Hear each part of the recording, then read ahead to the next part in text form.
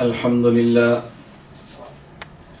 لله نحمده ونستعينه ونستغفره ونؤمن به ونتوكل عليه ونعوذ بالله من شرور أنفسنا ومن سيئات أعمالنا من يهده الله فلا مضل له ومن يضلل فلا هادي له ونشهد أن لا إله إلا الله وحده لا شريك له ونشهد أن سيدنا ومولانا محمدا عبده ورسوله أما بعد فأعوذ بالله من الشيطان الرجيم بسم الله الرحمن الرحيم يا أيها النبي إذا جاءك المؤمنات يبايعنك على ألا يشركن بالله شيئا ولا يسرقن ولا يزنين ولا يقتلن أولادهن ولا يأتين ببهتان يفترينه بين أيديهن وأرجلهن ولا يعصينك في معروف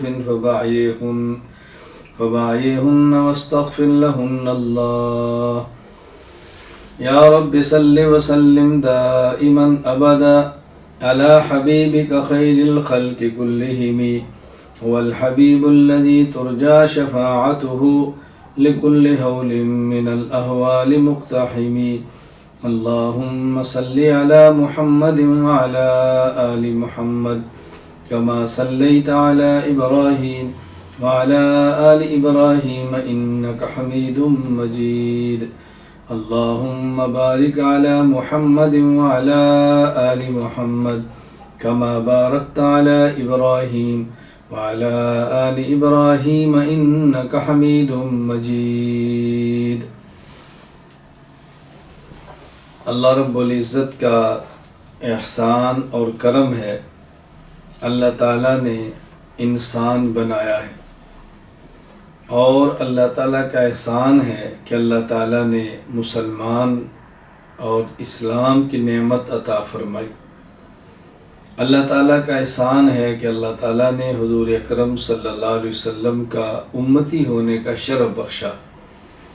اللہ تعالیٰ کا مزید احسان یہ ہے کہ حضور اکرم صلی اللہ علیہ وسلم کی امت میں سے جو رسول اکرم صلی اللہ علیہ وسلم کے ورثاء ہیں یعنی علماء، اللہ تعالیٰ نے ان کے ساتھ تعلق کو جوڑ دیا اور اللہ تعالیٰ نے علم کی نسبت عطا فرما دی۔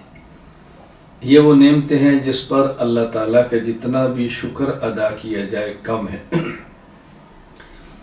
شریعت کا علم حاصل کرنا یہ ہر مسلمان مرد پر اور ہر مسلمان عورت پر اس قدر فرض ہے کہ جس قدر علم کے ذریعے انسان اپنی زندگی کو شریعت کے مطابق گزار سکے۔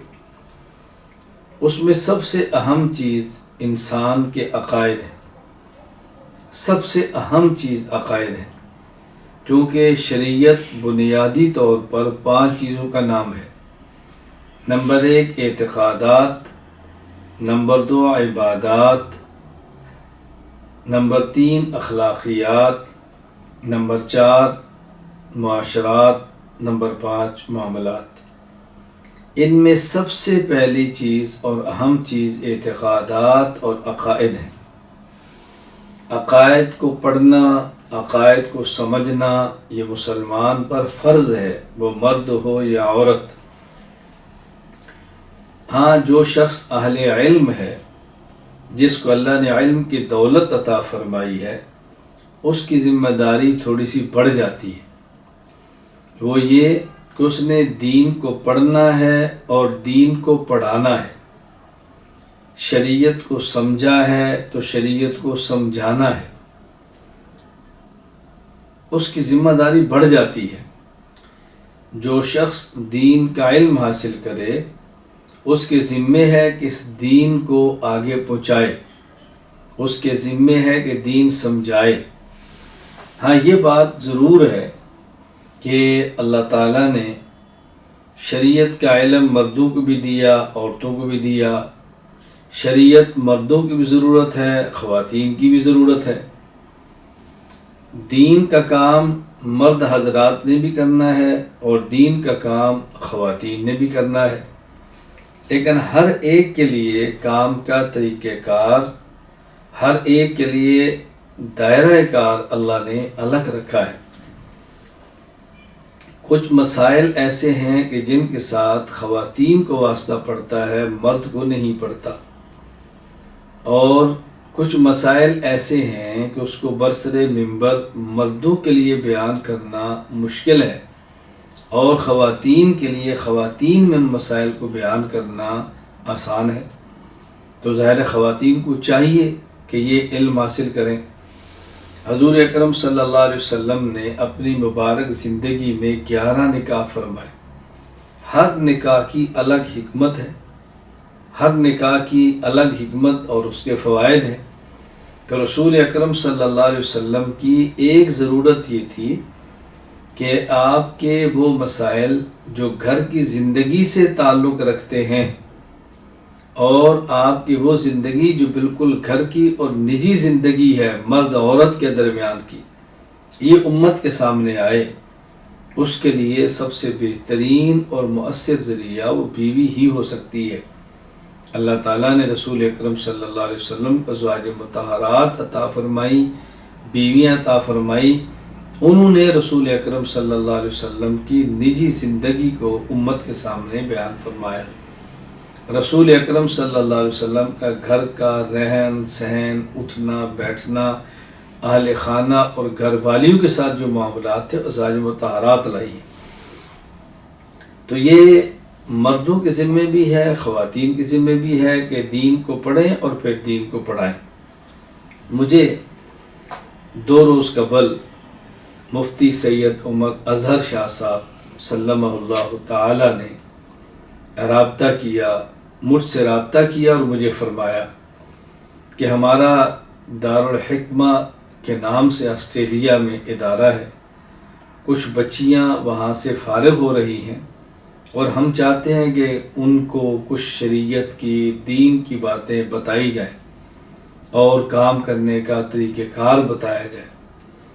تو میں نے ان سے گزارش کی کہ آپ مولانا سید شاہد مصطفیٰ صاحب حفظہ اللہ تعالیٰ سے آپ رابطہ کر لیں، چونکہ وہ ہر وقت میرے رابطے میں رہتے ہیں، گہرا تعلق ہے، تو انشاءاللہ کوئی ترتیب بن جائے گی۔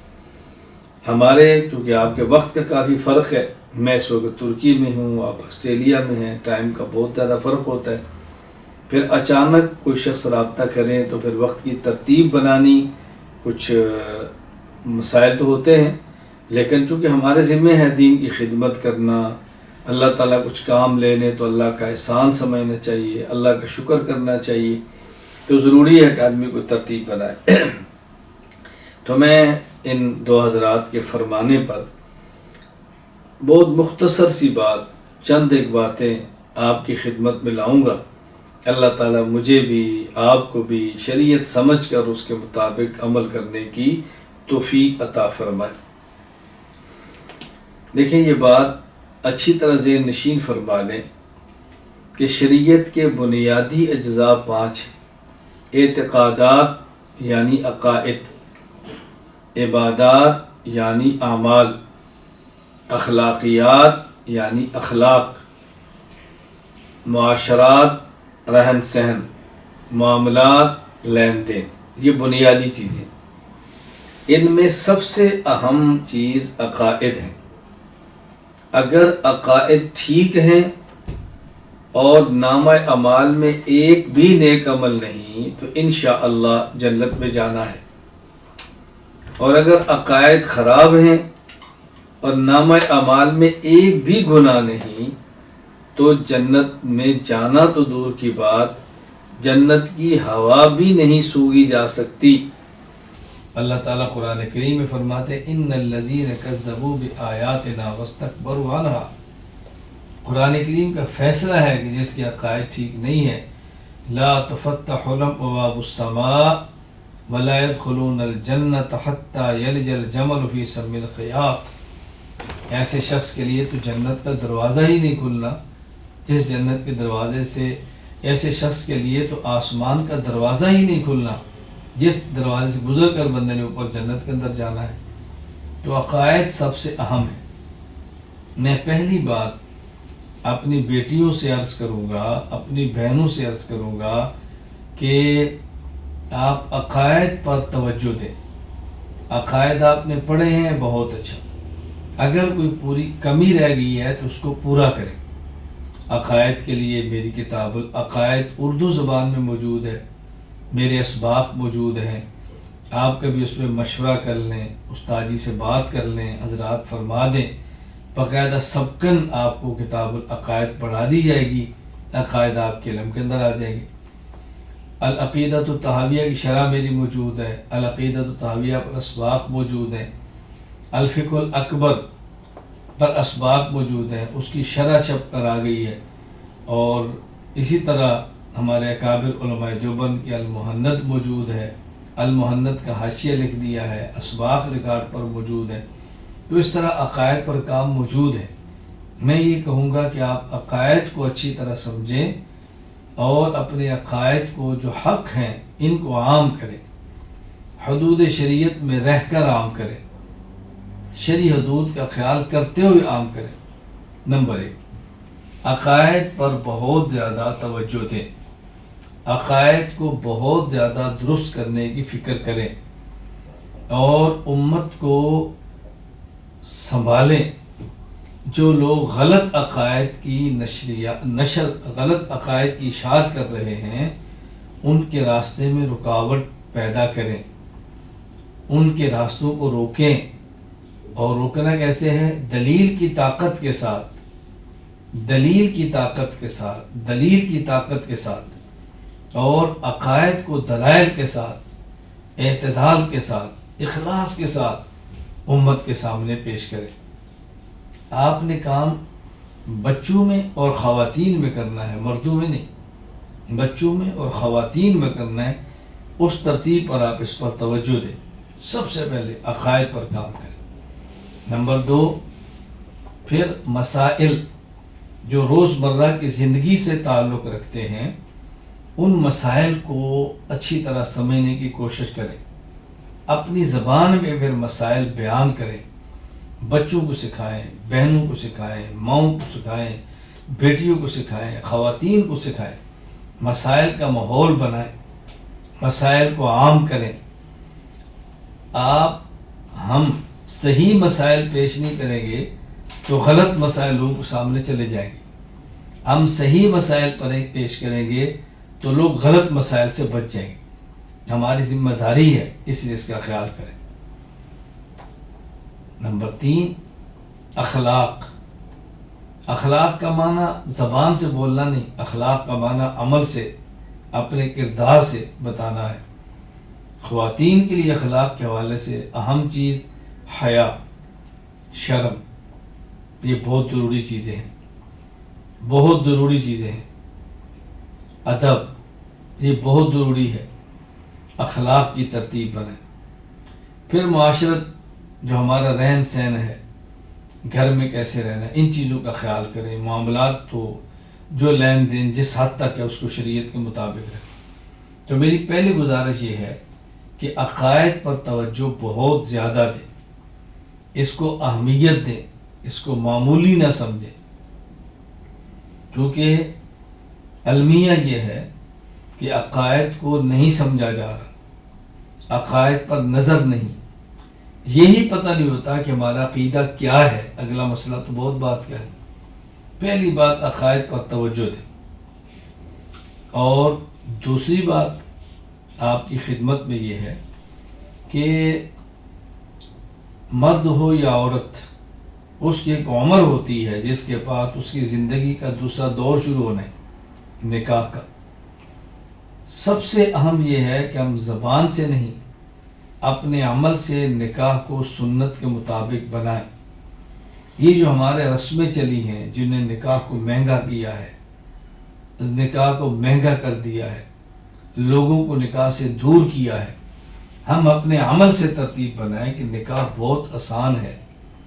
رسول اکرم صلی اللہ علیہ وسلم کی مبارک حدیث ہے، ان اعظم النکاح برکتا ایسرہ مؤونہ، کہ سب سے زیادہ برکت اس نکاح میں ہے جس میں خرچہ کم ہو، ہم ترتیب بنائیں اور عمل سے بنائیں، عمل سے کہ نکاح کم سے کم خرچ پر ہو، کم سے کم خرچ پر نکاح ہو۔ بس اس کا بہت زیادہ اہتمام کریں کہ ہماری شادیاں سنت کے مطابق ہو، کیونکہ دو ہی موقع ہیں جس پر انسان کی اوقات کا پتہ چلتا ہے کہ اس کو شریعت سے کتنا تعلق ہے۔ نمبر 1 خوشی کا موقع اور نمبر 1 غم کا موقع۔ کبھی انسان خوشی میں حدود شریعت کو پامال کرتا ہے اور کبھی غم میں حدود شریعت کو پامال کرتا ہے، اس کا بہت زیادہ خیال فرمائیں۔ نمبر 3،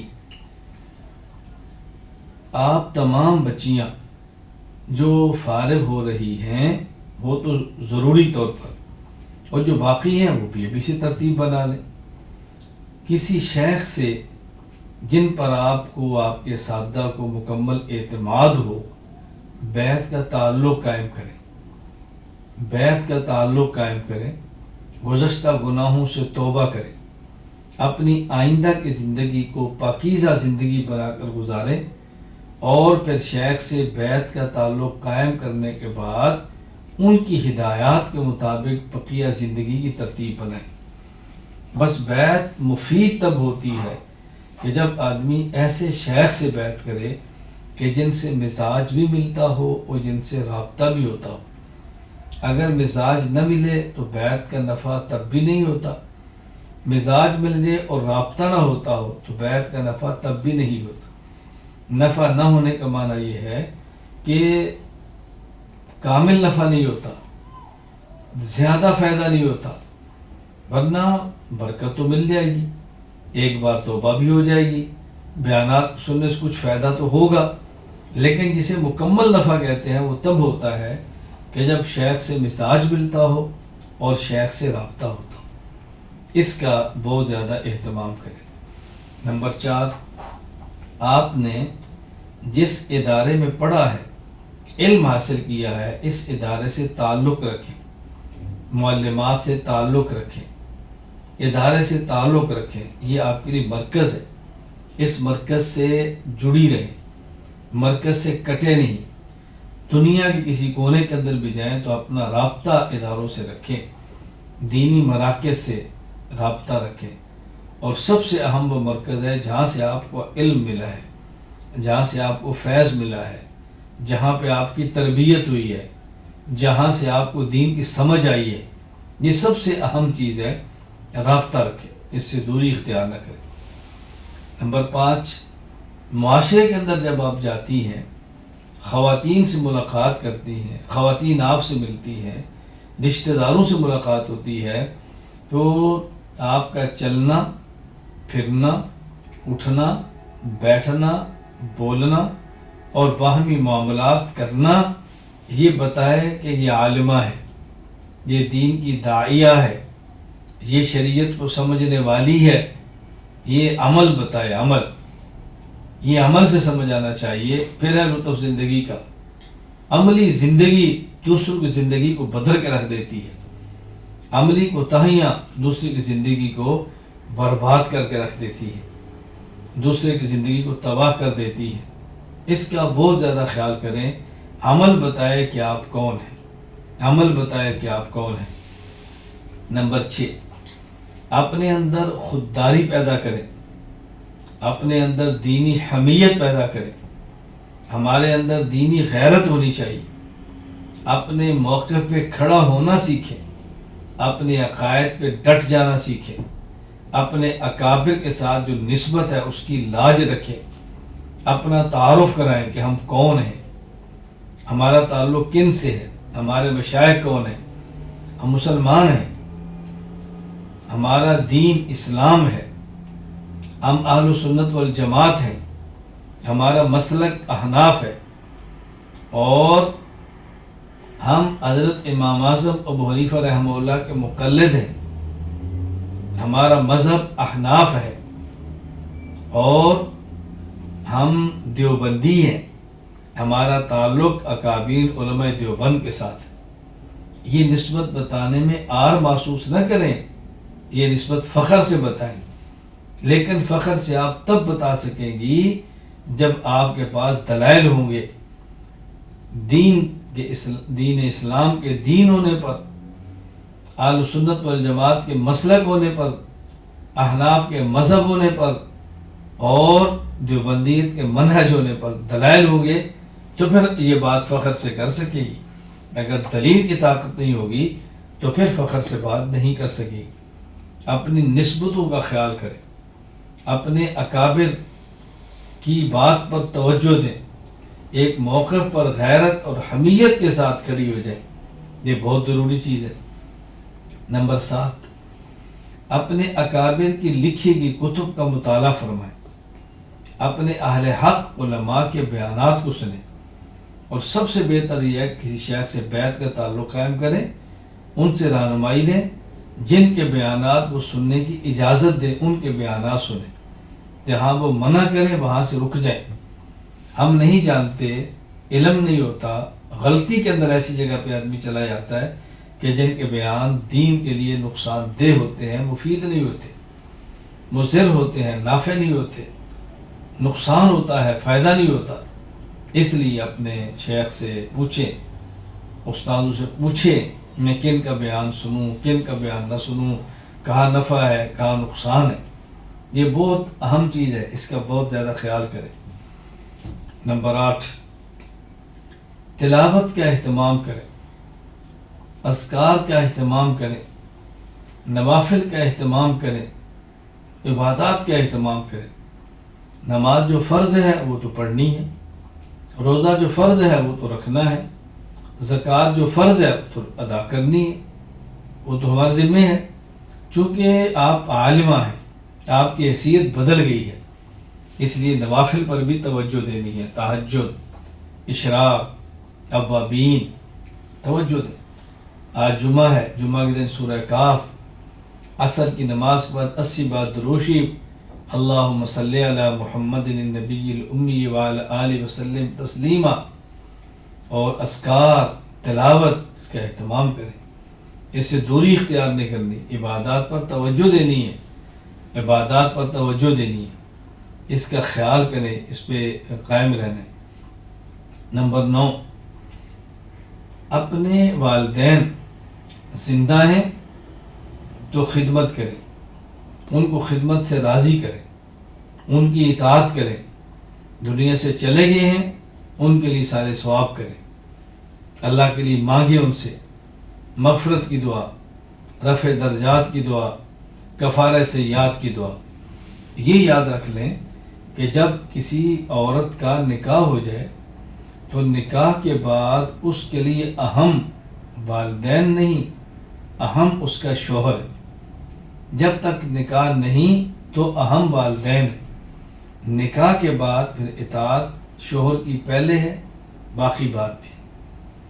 اس کا معنی یہ نہیں کہ غلط باتیں اور والدین سے مخالفت نہیں، میں ایک عمومی بات کہہ رہا ہوں کہ پھر میکے اور سسرال میں ترجیح سسرال کو دیں، چونکہ آپ نے رہنا وہاں پر ہے، آپ کی زندگی وہاں گزرنی ہے، معاملات ان کے ساتھ ہیں، اس کا خیال کریں، اس کے اوپر توجہ سے بات کو اچھی طرح سمجھ لیں تاکہ کبھی بھی الجھن پیدا نہ ہو، معاملات میں دوریاں نہ ہوں، معاملات کے اندر دوریاں نہ ہوں، اس کا بہت زیادہ اپنے خیال کرنا ہے۔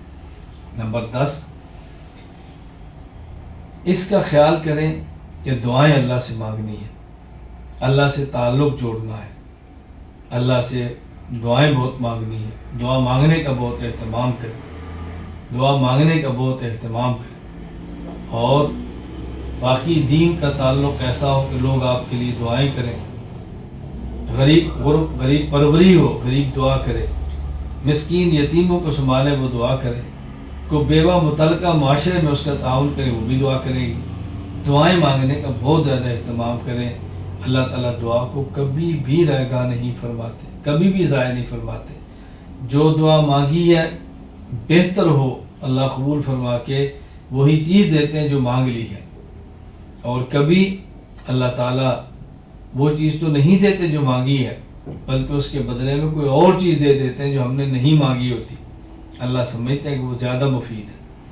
اور کبھی اللہ تعالیٰ دنیا میں تو نہیں دیتے، ہاں یعنی کبھی تو جو چیز مانگی وہ دیتے ہیں، کبھی اس کی وجہ سے کوئی اور دے دیتے ہیں، یا کوئی تکلیف ہوتی ہے اس کو ختم فرما دیتے ہیں، اور کبھی اللہ تعالیٰ اس دعا کو محفوظ کر لیتے ہیں اور پھر قیامت کے دن اس کا بدلہ دیں گے۔ جب قیامت کو بدلے ملیں گے تو پھر انسان تمنا کرے گا کاش میری دنیا میں کوئی دعا قبول نہ ہوتی، آج سارے بدلے یہاں مل جاتے۔ ہم کمزور ہیں، دنیا بھی اللہ سے مانگے، آخرت بھی ہم مانگے۔ اللہ تعالیٰ میری اور آپ کی تربیت فرما دے، اللہ اصلاح فرما دے، اللہ تعالیٰ ہمارا خاتمہ ایمان پر فرما دے، دین کی مقبول خدمت کے لیے اللہ ہمیں اور ہماری نسلوں کو قبول فرما لے۔ میں دعا کرتا ہوں کہ اللہ تعالیٰ اس ادارہ دارالحکمہ کو اللہ تعالیٰ دن دگنی رات چگنی ترقی عطا فرمائے، یہاں کی معلمات کو، معلمین کو اللہ اپنی شان کے مطابق اجر عطا فرمائے۔ ادارہ کے جو ذمہ دار ہیں مفتی سید عمر اظہر صاحب، اللہ ان کی محنتیں قبول فرمائے، اللہ مزید اخلاص عطا فرمائے، اکابر کے ساتھ جڑے رہنے کی توفیق عطا فرمائے۔ مولانا سید شاہد مصطفیٰ صاحب ہمارے ماشاءاللہ بہت لاڈلے اور پیارے شاگردوں میں سے ہیں، کام کر رہے ہیں، اللہ ان کا کام بھی اپنے کرم سے اپنے فضل سے قبول فرما لے۔ اللہ تعالیٰ یہاں پڑھنے والی طالبات کو، متعلمات کو، بچیوں کو اللہ تعالیٰ عمل کی توفیق دے، اللہ تعالیٰ ان کی اصلاح فرمائے، اللہ تعالیٰ ان کے لیے دین کی خدمت کے دروازے کھول دے، اللہ تعالیٰ ان کو جائز اتنی خوشیاں عطا فرمائے، اتنی خوشیاں عطا فرمائے کہ حرام کے تقاضے ختم ہو جائیں، اللہ تعالیٰ مجھ سے اور آپ سے راضی ہو جائے۔ وآخر دعوانا الحمد للہ رب العالمین۔ السلام علیکم ورحمۃ اللہ وبرکاتہ۔ الحمد للہ رب العالمین والصلاة والسلام علی رسولہ وعلی آلہ واصحابہ اجمعین۔ ربنا ظلمنا انفسنا وان لم تغفر لنا وترحمنا لنکونن من الخاسرین۔ ربنا آتنا فی الدنیا حسنۃ وفی الآخرۃ حسنۃ وقنا عذاب النار۔ رب اغفر وارحم وانت خیر الراحمین۔ رب اغفر وارحم وانت خیر الراحمین۔ رب اغفر وارحم وانت خیر الراحمین۔ اللہم انا نسألک علما نافعا وعملا صالحا متقبلا ورزقا واسعا طیبا۔ رب اغفر وارحم وانت خیر الراحمین۔ وصلی اللہ تعالی علی رسول خیر خلقہ محمد وعلی آلہ وصحابہ اجمعین۔ آمین برحمتک یا ارحم الراحمین۔